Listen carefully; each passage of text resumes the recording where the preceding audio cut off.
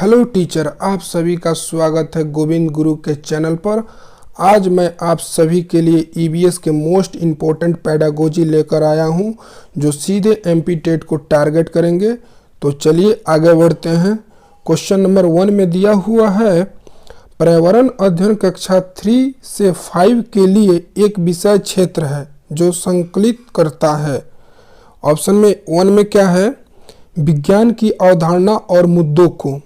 Option 2 में दिया हुआ है, पर्यावरण शिक्षा, सामाजिक अध्ययन और विज्ञान की अवधारणा और मुद्दों को। ऑप्शन 3 में दिया हुआ है, विज्ञान, सामाजिक विज्ञान की अवधारणा और मुद्दों को। ऑप्शन 4 में दिया हुआ है, पर्यावरण शिक्षा, विज्ञान की अवधारणा और मुद्दों को। तो देखिए, कक्षा 3 से लेकर 5 तक जो हम लोग पर्यावरण अध्ययन पढ़ाते हैं, उसमें 3 सब्जेक्ट होते हैं, पर्यावरण शिक्षा, सामाजिक अध्ययन और विज्ञान। ठीक है, 3 से लेकर 5 तक जो हमारा पर्यावरण अध्ययन का बुक है, उसमें तीनों को तीनों डाला गया है। कक्षा 5 के बाद जब 6 में बच्चा जाता है तो वहाँ से ये तीनों सब्जेक्ट अलग अलग होते हैं। तो ठीक है, इसका राइट आंसर क्या हो जाएगा, ऑप्शन नंबर 2। ठीक है, ऑप्शन नंबर 2 इसका राइट आंसर हो जाएगा। ठीक है, नेक्स्ट क्वेश्चन पे चलते हैं। क्वेश्चन नंबर 2 में दिया है, निम्नलिखित में से क्या पर्यावरण अध्ययन के संदर्भ में सही है। सही है पूछ रहा है, तो ऑप्शन पढ़ते हैं। पर्यावरण अध्ययन एक विषय है जो 1 से 5 तक की कक्षाओं में पढ़ाया जाता है। गलत, पर्यावरण अध्ययन 1 से 5 तक की कक्षाओं में नहीं पढ़ाया जाता है। कक्षा 3 से लेकर कक्षा 5 तक ही पढ़ाया जाता है पर्यावरण अध्ययन। ऑप्शन 2 में दिया हुआ है, 1 और 2 की कक्षाओं के लिए भाषा और गणित के माध्यम से पर्यावरण अध्ययन पढ़ाया जाता है। ये सही बात है कि वो पहला क्लास और दूसरा क्लास में पर्यावरण अध्ययन कैसे पढ़ाया जाता है, भाषा और गणित के माध्यम से। ठीक है, नेक्स्ट ऑप्शन पे चलते हैं। 2, 3 और 4 की कक्षाओं के लिए पर्यावरण अध्ययन से जुड़े मुद्दे को भाषा और गणित के माध्यम से पढ़ाया जाता है।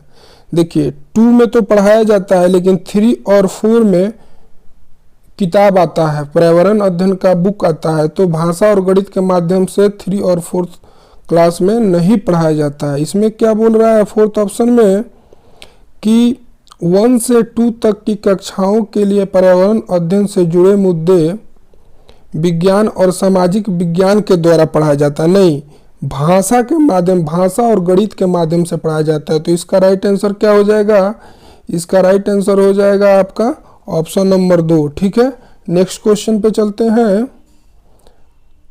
क्वेश्चन नंबर 3, बच्चों को पर्यावरण अध्ययन को सिखाने के लिए खोजने के द्वारा पर्याप्त समय दिया जाता है। यह इंगित करता है कि, ऑप्शन में क्या है, पर्यावरण अध्ययन याद करके सीखा जाता है। देखिए, याद करना निगेटिव वर्ड है, ये नहीं होगा। पर्यावरण अध्ययन सूचनाओं के द्वारा सीखा जाता है, सूचनाओं के द्वारा, ये भी नहीं होगा। पर्यावरण अध्ययन बाल केंद्रित है, पर्यावरण अध्ययन शिक्षक केंद्रित है। तो इसका राइट आंसर क्या हो जाएगा, इसका राइट आंसर हो जाएगा ऑप्शन नंबर 3 कि पर्यावरण अध्ययन बाल केंद्रित है। नेक्स्ट क्वेश्चन पे, क्वेश्चन नंबर 4 में दिया हुआ है, निम्नलिखित में से पर्यावरण कौन सा पर्यावरण अध्ययन पाठ्यक्रम में सुझावित प्रकरणों का उपकरण है। तो हम जानते हैं कि 6 थीम होता है। 6 थीम में परिवार, मित्र, भोजन, हम चीज़ें कैसे बनाते हैं, यात्रा, ये सब आते हैं। लेकिन जो जानवर है ये उपकरण है। ठीक है, ये परिवार और मित्र का ही उपकरण है। ठीक है, तो यही इसका राइट आंसर हो जाएगा। नेक्स्ट क्वेश्चन पे चलते हैं। क्वेश्चन नंबर 5, निम्नलिखित में से क्या पर्यावरण अध्ययन शिक्षक के लिए वांछनीय गतिविधि है। तो ऑप्शन 1 में क्या दिया हुआ है, विभिन्न कक्षाओं में बहुसांस्कृतिक क्षेत्र को संबोधित करना। ये अच्छी बात है कि आप बहुसांस्कृतिक क्षेत्र के जो भी बच्चे आ रहे हैं उनको संबोधित करें। ऑप्शन 2 में दिया हुआ है, पर्यावरण अध्ययन की अवधारणाओं से संबंधित महत्वपूर्ण सूचनाओं को बच्चों को देने के लिए प्रेरित करना। ऑप्शन 3 में दिया हुआ है पर्यावरण अध्ययन के 6 प्रकरणों का रेखीय आयोजन करना। ऑप्शन 4 में दिया हुआ है केवल पाठ्य पुस्तकों पर आधारित रहना। नहीं, तो इसका राइट आंसर ऑप्शन नंबर 1 हो जाएगा। ठीक है, नेक्स्ट क्वेश्चन पे। क्वेश्चन नंबर 6, निम्नलिखित में से क्या पर्यावरण अध्ययन में बच्चों के द्वारा ज्ञान की रचना में महत्वपूर्ण है? ठीक है, ज्ञान की रचना में क्या है? महत्वपूर्ण है। बच्चों का सक्रिय भाग लेना। ऑप्शन नंबर ए में दिया हुआ है बच्चों का सक्रिय भाग लेना, सही बात है। बच्चों के समुदाय के सदस्य, ये भी ठीक है। पर्यावरण अध्ययन की पाठ्यपुस्तकें, ये भी ठीक है। पर्यावरण अध्ययन की पाठ्यपुस्तकों में दी गई व्याख्या और परिभाषा, नहीं, परिभाषा और व्याख्या पर नहीं होता है। तो इसका राइट आंसर क्या हो जाएगा? ए, बी और सी। ए, बी और सी कूट नंबर 1 में दिया हुआ है, तो ये इसका राइट आंसर हो जाएगा। नेक्स्ट क्वेश्चन पे चलते। क्वेश्चन नंबर 7, बच्चों को पर्यावरण अध्ययन सीखने में प्रभावशाली तरीका से जोड़ा जा सकता है, कैसे? ऑप्शन ए में दिया हुआ है वृत्तांत, बी में दिया हुआ है कहानी, सी में दिया हुआ है शिक्षकों के द्वारा अवधारणाओं की प्रभावशाली व्याख्या, डी में दिया हुआ है शिक्षक के द्वारा अवधारणाओं का प्रभावशाली प्रदर्शन। तो देखिए इसका राइट आंसर क्या हो जाएगा? बच्चों को जब भी हम प्रभावशाली तरीके से जोड़ते हैं तो कहानी और वृत्तांत के द्वारा जोड़ते हैं, तो इसका राइट आंसर हो जाएगा ए और बी। ठीक है, और ए और बी कूट 2 में दिया हुआ है, जो कि राइट आंसर है। ठीक है, नेक्स्ट क्वेश्चन पे चलते हैं। क्वेश्चन नंबर 8 में दिया हुआ है पर्यावरण अध्ययन के शिक्षक के द्वारा बच्चों को जानवर का अवलोकन और उनका चित्र बनाने को प्रेरित करने का उद्देश्य क्या है?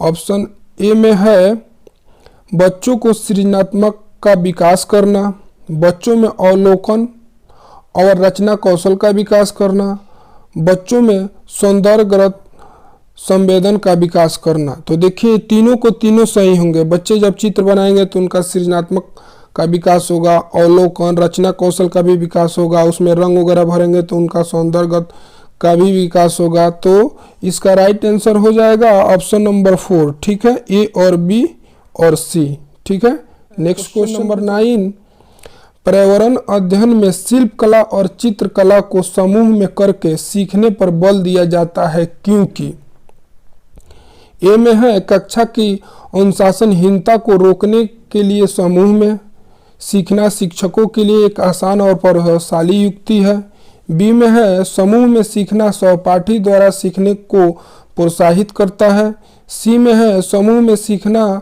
कक्षा में सामाजिक अंतःक्रिया को बेहतर करता है। ठीक है, डी में है समूह में सीखना पर्यावरण अध्ययन के पाठ्यक्रम को पूरा करने में सहायक करता है। देखिए आप समूह में कोई भी काम कीजिएगा तो आपका सहपाठी उद्गम को बढ़ावा मिलेगा और सामाजिक अंतःक्रिया आपका क्या होगा? बेहतर होगा। ठीक है, तो इसका राइट आंसर बी और सी होगा, और बी और सी कूट 3 में दिया हुआ है, यही इसका राइट आंसर हो जाएगा। ठीक है, नेक्स्ट क्वेश्चन नंबर 10 में दिया हुआ है निम्नलिखित में से क्या पर्यावरण अध्ययन को सीखने का सबसे प्रभावशाली संसाधन है? परिवार के सदस्य, समुदाय के सदस्य, समाचार पत्र, कक्षा। तो देखिए पर्यावरण अध्ययन आप परिवार के सदस्य के द्वारा सीख सकते हैं, समुदाय के सदस्य के द्वारा सीख सकते हैं, समाचार पत्र के द्वारा सीख सकते हैं, लेकिन कक्षा है, कक्षा के द्वारा आप नहीं सीख सकते हैं। तो इसका राइट आंसर क्या हो जाएगा? ए, बी और सी। तो कूट 3 में दिया हुआ है ये ऑप्शन ए, बी और सी। इसका राइट आंसर क्या हो जाएगा? Option number 3। नेक्स्ट क्वेश्चन पे चल। क्वेश्चन नंबर 11, निम्नलिखित सीखने की कौन सी सिद्धांत का पर्यावरण अध्ययन के अनुसार होता है? वैश्विक से स्थानिक, अज्ञात से ज्ञात, अमूर्त से मूर्त, ज्ञात से अज्ञात। ठीक है, तो इसका राइट आंसर क्या हो जाएगा? ऑप्शन नंबर 4, ज्ञात से अज्ञात। ठीक है, क्वेश्चन नंबर 12 में दिया हुआ है निम्नलिखित में से कौन सा पर्यावरण अध्ययन में सीखने का रचनात्मक आकलन का साधन नहीं है? क्या है? नहीं है। ठीक है, तो देखिए पोर्टफोलियो से हम लोग रचनात्मक आकलन कर सकते हैं। क्रम निर्धारणी मापनी से भी रचनात्मक आकलन हो सकता है। वर्णन अभिलेख से भी हो सकता है। वार्षिक उपलब्धि परीक्षण, देखिए वार्षिक उपलब्धि परीक्षण से रचनात्मक आकलन नहीं किया जा सकता है। तो इसका राइट आंसर क्या हो जाएगा? Option number 4। ठीक है, चलते हैं नेक्स्ट। निम्नलिखित में से किसको पर्यावरण अध्ययन में बच्चों के आकलन में दूर करना चाहिए? ठीक है, तो ऑप्शन में देखते हैं। ऑप्शन 1 में बच्चों के उत्तर को सही या गलत में आंकना। देखिए यही निगेटिव वर्ड है, इसी को हम लोग दूर करना चाहिए। ठीक है, इसको हम लोग क्या करना चाहिए? इसको हम लोग दूर करना चाहिए। बच्चों के उत्तर को सही या गलत रूप में आंकना, यही इसका राइट आंसर हो जाएगा। ऑप्शन 2 में देख लेते हैं। कक्षा 5 के ईवीएस पाठ्य पुस्तक में पाठ के अंत में दिए गए हमने क्या सीखा पर चर्चा करो। अच्छी बात है। आकलन के संकेतों का उपयोग, ये भी ठीक है। बच्चों को सीखने के गुणात्मक आकलन, ये भी ठीक है। नेक्स्ट क्वेश्चन पे चलते हैं। इसका राइट आंसर ऑप्शन नंबर 1 हो जाएगा। नेक्स्ट क्वेश्चन में दिया हुआ है क्वेश्चन नंबर 14 में, एक कक्षा क्रियाकलाप का संचालन करती है जिसमें वह कक्षा के बच्चों से फर्श पर चीनी के कुछ दाने डालने को कहती है और उनको चींटियों के आने का इंतजार करने को कहती है। बच्चों को इस क्रियाकलाप के अर्थपूर्ण सीखने का मिल सकता है यदि शिक्षक बच्चों को क्रियाकलाप का, ऑप्शन में क्या है? बच्चों को क्रियाकलाप का अवलोकन करने को प्रेरित करती है। बच्चों को अपना अनुभव साझा करने को प्रेरित करती है। बच्चों को क्रियाकलाप का अवलोकन, अनुभव साझा और उस पर चर्चा करने को प्रेरित करती है। ऑप्शन 4 में दिया हुआ है बच्चों को क्रियाकलाप से संबंधित प्रश्नों को घर से करने को प्रेरित करती है।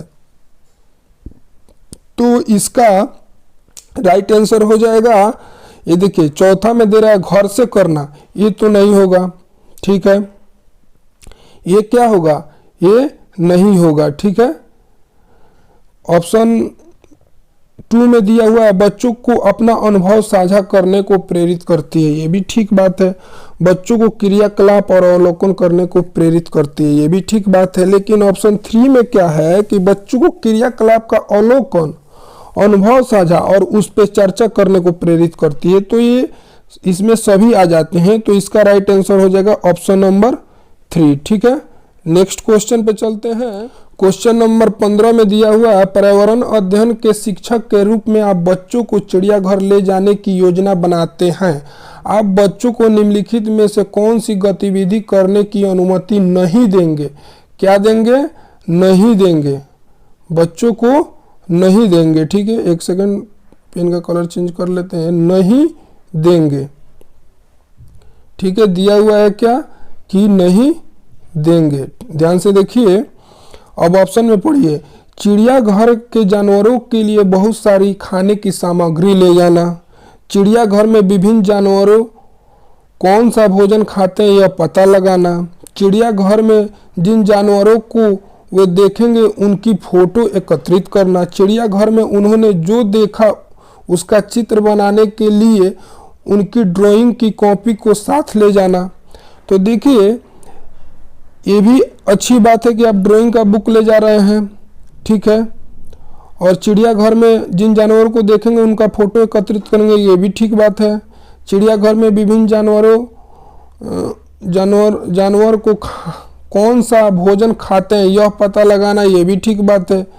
लेकिन चिड़ियाघर के जानवरों के लिए बहुत सारे खाने की सामग्री ले जाना, ये कभी शिक्षक अनुमति नहीं देगा, क्योंकि बच्चे नहीं जानते हैं कौन सा जानवर का क्या सोच है, कैसा हरकत है, वह बच्चों के लिए घातक हो सकता है। तो कभी भी टीचर ये अनुमति नहीं देगा कि चिड़ियाघर में आप बच्चों को खाने के लिए सामग्री लेकर जाएं। ठीक है, तो इसका राइट आंसर क्या हो जाएगा? इसका राइट आंसर हो जाएगा आपका कि ऑप्शन नंबर ए, चिड़ियाघर के जानवरों के लिए बहुत सारे खाने की सामग्री ले जाना। ठीक है, नेक्स्ट क्वेश्चन पे चलते हैं। क्वेश्चन नंबर 16 में दिया हुआ है दुर्गा एक गांव में रहती है और लकड़ी या गोबर के उपले का ईंधन इस्तेमाल करते हुए चूल्हा पर खाना पकाती है।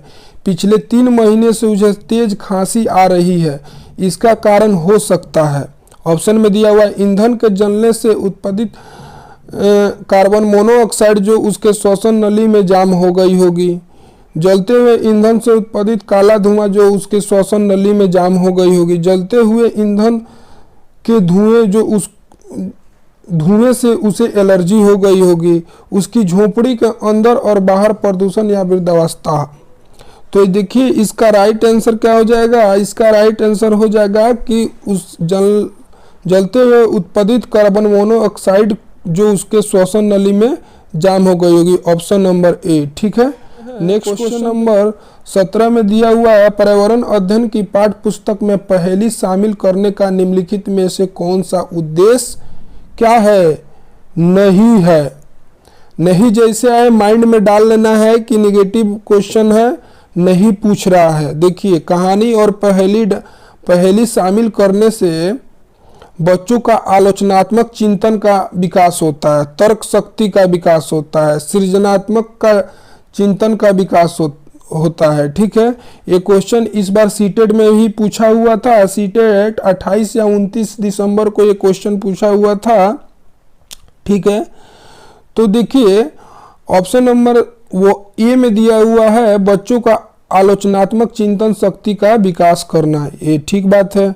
बच्चों में तर्क शक्ति का विकास करना, देखिए यहाँ पे दिया हुआ है बच्चों में तर्क शक्ति का विकास करना, ये भी ठीक बात है। सृजनात्मक चिंतन की योग्यता और उत्सुकता का विकास करना, यह भी ठीक बात है। इस सी में दिया हुआ है बच्चों को मस्तिष्क को भ्रमित करना और उन्हें इस भ्रम का आनंद उठाने देना, यही इसका निगेटिव वर्ड है। ठीक है, तो यही इसका राइट आंसर हो जाएगा। ठीक है, राइट आंसर क्या हो जाएगा इसका कि बच्चों को मस्तिष्क को भ्रमित करना और उन्हें इस भ्रम का आनंद उठाने देना। ठीक है, तो option number C right answer हो जाएगा। क्वेश्चन नंबर 18, दोपहर के भोजनावकाश के बाद पर्यावरण अध्ययन पढ़ाते समय आप पाते हैं कि छात्र पाठ में रुचि नहीं ले रहे हैं, आप क्या करेंगे? ऑप्शन ए में दिया हुआ है बच्चों को खेलने के लिए बाहर मैदान में ले जाएंगे। बी में दिया है उन्हें अपने सिर को डेस्क पर रखने और आराम करने के लिए कहेंगे। सी में दिया हुआ पाठ को रोचक बनाने के लिए विविध बुद्धिमत्ता पर आधारित श्रव्य और दृश्य सहायक का उपयोग करेंगे। डी में दिया हुआ विशेष विषय को तत्काल बदलेंगे। तो इसका राइट आंसर क्या हो जाएगा? उन्हें अपने सिर को डेस्क पर रखने और आराम करने के लिए कहेंगे, यह भी पॉजिटिव बात है। और सी बी में दिया हुआ है पाठ को रोचक बनाने के लिए विविध बुद्धिमत्ता पर आधारित श्रव्य और दृश्य सहायक का उपयोग करेंगे, ये भी ठीक बात है। तो लेकिन इसका राइट आंसर क्या हो जाएगा? इसका राइट आंसर हो जाएगा आपका ऑप्शन नंबर बी। ठीक है, उन्हें सिर को डेस्क पर रखने और आराम करने के लिए कहेंगे, बोलेंगे कि 10 मिनट तक तुम अपना मस्तिष्क को शांत करो, उसके बाद फिर क्लास कंटिन्यू किया जाएगा। ठीक है, चलते हैं क्वेश्चन नंबर 19 में दिया है एक अध्यापक अपने विद्यार्थियों को विभिन्न जानवरों के चित्र देता है और उन जानवरों के चित्र में रंग भरने को कहता है जो हमारे घरों में नहीं रहते। इस क्रियाकलाप का उद्देश्य सृजनात्मक कौशल का विकास, ये तो होगा ही, अवलोकन कौशल का विकास, ये भी होगा, वर्गीकरण कौशल का विकास, ये भी होगा, डाटा संग्रह का विकास, ये नहीं होगा। देखिए तो इसका राइट आंसर क्या हो जाएगा? 1 2 3 और 1 2 3 ऑप्शन नंबर किसमें है? कूट 1 2 3 कूट बी में दिया हुआ है। ठीक है, यही इसका राइट आंसर हो जाएगा। नेक्स्ट क्वेश्चन पर 20 में एक शिक्षक खाना किस प्रकार खराब होता है पर एक प्रयोग करता है। शिक्षक बच्चों को समूह बनाकर उनके प्रयोग से संबंधित सामग्री देता है। शिक्षक बच्चों को समूह क्यों बनाता है? तो देखिए ऑप्शन ए में दिया हुआ है शिक्षक सहपाठी अधिगम का समर्थन करता है। शिक्षक बच्चों को सामाजिक अंतःक्रिया में सुधार करता है। समूह अधिगम बिना भार के पर्यावरण अध्ययन के अधिगम का प्रभावशाली तरीका है। कक्षा में अनुशासन बनाए रखने के लिए समूह में अधिगम एक महत्वपूर्ण युक्ति है। देखिए नहीं, समूह में बच्चा जब काम करता है तो सहपाठी अधिगम का समर्थन होता है और सामाजिक अंतःक्रिया में सुधार होता है। तो इसका राइट आंसर क्या हो जाएगा? ए और बी। और ए और बी कहाँ पर दिया हुआ है, ऑप्शन नंबर कूट 2 में दिया हुआ है ए और बी, यही इसका राइट आंसर हो जाएगा। नेक्स्ट क्वेश्चन नंबर 21, निम्नलिखित में से पर्यावरण अध्ययन में आकलन के लिए कौन सा संकेत नहीं होना चाहिए। देखिए ऑप्शन में क्या दिया हुआ है कि नहीं होना चाहिए, नहीं होना चाहिए। अब प्रश्न पूछना ये तो अच्छी बात है, न्याय और समानता के प्रति सरोकार, ये भी ठीक है। सहभागिता, याद करना, देखिए याद करना एक निगेटिव वर्ड है, ये नहीं होना चाहिए, यही इसका राइट आंसर हो जाएगा, याद करना। ठीक है, नेक्स्ट क्वेश्चन पे चलते हैं। क्वेश्चन नंबर 22, पर्यावरण अध्ययन में शिक्षक के द्वारा बच्चों को स्वयं के आकलन के लिए अवसर देना 100 आकलन क्या है। ऑप्शन में क्या दिया हुआ है कि सीखने के लिए आकलन, सीसीई, सीखने के समान आकलन, सीखने का आकलन। अगर 100 आकलन करना हो तो ये क्या होता है, सीखने के समान आकलन, यही इसका राइट आंसर हो जाएगा, ऑप्शन नंबर 3। नेक्स्ट क्वेश्चन पे चलते हैं। क्वेश्चन नंबर 23 में दिया हुआ रेटिंग स्केल में कौन सी तकनीक का उपयोग होता है। देखिए रेटिंग स्केल में कौन सा तकनीक का उपयोग होता है, अधिविन्यास, अवलोकन, लिखित प्रश्न, जांच सूची। तो देखिए रेटिंग करना है आपसे। देखिए कभी कस्टमर फ़ोन करके पूछता है, अगर आपको मेरी मुझसे बात करना आप संतुष्ट हुए हैं तो आप मुझे रेटिंग कर सकते हैं 1 to 5 की तरह। 5 बढ़िया, सबसे बढ़िया होगा, 3 बढ़िया होगा और 1 खराब होगा। तो आप लोग रेटिंग करते हैं। तो रेटिंग कैसे करते हैं, अवलोकन करके रेटिंग करते हैं। आप सुने, अपना अवलोकन किया, तो अवलोकन करने के बाद रेटिंग होता है। तो इसका ऑप्शन नंबर 3 राइट आंसर हो जाएगा। ठीक है, नेक्स्ट क्वेश्चन पे चलते हैं। नंबर 24 में क्या दिया हुआ, निम्नलिखित में से कौन सा पर्यावरण अध्ययन का उद्देश्य नहीं है। फिर से पूछ रहा है, नहीं है। ऑप्शन 1 में दिया बच्चों को पाठ्य पुस्तक की परिभाषा प्रदान करने के लिए प्रोत्साहित करना, बच्चों की जिज्ञासा और सृजनात्मकता का पोषण करना, परिवेशीय मुद्दों पर जागरूकता का विकास करना, बच्चों को स्वयं अपने हाथ से कार्य करने और खोजने के क्रियाकलाप से जोड़ना। तो देखिए 2 और 3 और 4 ये सब पॉजिटिव है, लेकिन पूछ रहा है नहीं, बच्चों को पाठ्य पुस्तक का परिभाषाएं प्रदान करने के लिए प्रोत्साहित करना, ये हम लोग नहीं करते हैं। ठीक है, इसका राइट आंसर ऑप्शन नंबर 1 हो जाएगा। क्वेश्चन नंबर 25, पर्यावरण अध्ययन में चित्र पढ़ना एक महत्वपूर्ण क्रियाकलाप है। निम्नलिखित में से कौन सा संकेत का बच्चा में आकलन चित्र पढ़ने द्वारा हो सकता है। अवलोकन, अभिलेखन, ये होगा। ठीक है, अभिव्यक्ति, बच्चा बात भी करेगा, तुम्हारा अच्छा है, इसका अच्छा है, उसका अच्छा है, ये भी होगा। विश्लेषण भी करेगा। प्रयोग करना, अब चित्र पढ़ने में प्रयोग करने कहाँ से बात आ गई, तो ये नहीं होगा। ठीक है, तो इसका राइट आंसर क्या हो जाएगा, ए बी सी। और ए बी सी कूट नंबर 3 में दिया हुआ है, जो कि राइट आंसर है। ठीक है, नेक्स्ट क्वेश्चन पे चलते हैं। क्वेश्चन नंबर 26, पर्यावरण अध्ययन में संकल्पनाओं और मुद्दों को विज्ञान और सामाजिक विज्ञान विषय के रूप में नहीं रखा गया है, क्यों नहीं रखा गया है। ठीक है, यह पाठ्यक्रम को भार को कम करने के लिए सीबीएसई के द्वारा पर्यावरण अध्ययन के पाठ्यक्रमों को इसी प्रकार से निर्धारण किया गया है। इस आयु वर्ग के बच्चे अपने परिवेश को समग्र रूप से देखते हैं। यह शिक्षण अधिगम का एक अच्छा युक्ति है। तो इसका राइट आंसर क्या हो जाएगा, इस आयु वर्ग के बच्चे अपने परिवेश को समग्र रूप से देखते हैं। ठीक है, यही इसका राइट आंसर हो जाएगा, ऑप्शन नंबर 3। ठीक है, ऑप्शन नंबर 3 इसका राइट आंसर हो जाएगा।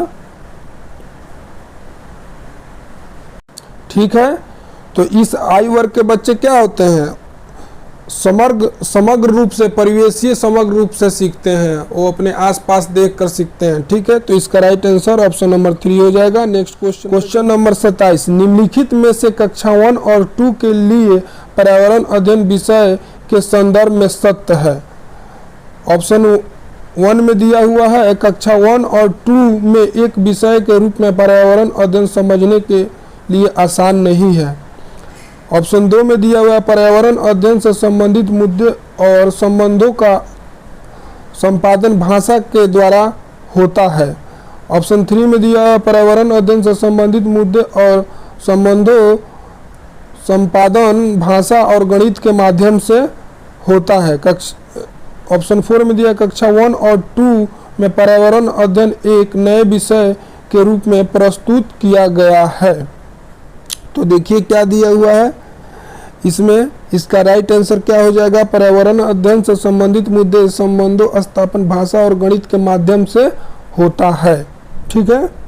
और ऑप्शन 2 में दिया है पर्यावरण अध्ययन से संबंधित मुद्दे और संबंधों का स्थापन भाषा के द्वारा होता है। तो 27 का राइट आंसर हो जाएगा कि हम लोग जानते हैं कि पर्यावरण अध्ययन से संबंधित मुद्दे संबंधों का स्थापन भाषा और गणित के माध्यम से होता है। ठीक है। तो इसका राइट आंसर ऑप्शन नंबर 3 चलते हैं। क्वेश्चन नंबर 20, पर्यावरण अध्ययन के पाठ्यक्रम में उप विषय के स्थान पर थीम को प्रस्तावित किया गया, क्यों? उप विषय की तुलना में थीम आधारित पर्यावरण अध्ययन का संपादन आसान है। ऑप्शन 2 में दिया पर्यावरण अध्ययन में पाठों को कम करने के लिए। ऑप्शन 3 में दिया बच्चों को परिवेशीय बोध में वृद्धि करने के लिए। ऑप्शन 4 में दिया बच्चों को स्थानीय परिवेश के मुद्दे से जुड़े हुए और अंतर संबंधित समाज को विकास करने के लिए। ठीक है। तो 28 का राइट आंसर क्या हो जाएगा कि बच्चे के स्थानीय परिवेश के मुद्दे से जुड़े हुए अंतर संबंधित समझ को विकास के लिए। ठीक है। तो ऑप्शन नंबर 4 इसका राइट आंसर हो जाएगा। ठीक है। क्वेश्चन नंबर 29 में दिया हुआ है निम्नलिखित में से कौन सा वर्तमान पर्यावरण अध्ययन पाठ्यक्रम के 6 मुख्य थीमों में से एक नहीं है? क्या है? एक नहीं है। नहीं जैसे है दिमाग में काम और खेल, भोजन, आवास, हम चीजें कैसे बनाते हैं। तो देखिए काम और खेल क्या है, ये 6 थीमों में से नहीं है। ठीक है। नेक्स्ट क्वेश्चन पे चलते हैं। क्वेश्चन नंबर 30, निम्नलिखित में से कौन सा एक पर्यावरण अध्ययन से संबंधित संबंधों में सत्य नहीं है? पर्यावरण अध्ययन वर्णन और परिभाषाओं पर बल देता है, यही हमको लग रहा है सत्य नहीं है। पर्यावरण अध्ययन एक एकीकृत है, ये तो बात सही है। पर्यावरण और बाल केंद्रित अध्ययन है, ये भी ठीक है। पर्यावरण अध्ययन बच्चों को अपने परिवेश को खोजने का अवसर देता है, ये भी ठीक है। तो इसका राइट आंसर वही 1 हो जाएगा, परिभाषाओं पर बल देता है। ठीक है। क्या है? परिभाषाओं पर बल देता है। ठीक है। तो इसी के साथ आपका ईवीएस का मोस्ट इम्पोर्टेंट पेडागोजी समाप्त हुआ। ठीक है। तो अगर मेरा काम आप लोगों को पसंद आ रहा है तो मेरे चैनल को सब्सक्राइब करें, लाइक करें, शेयर करें। धन्यवाद, थैंक यू। फिर मिलते हैं नेक्स्ट किसी वीडियो में।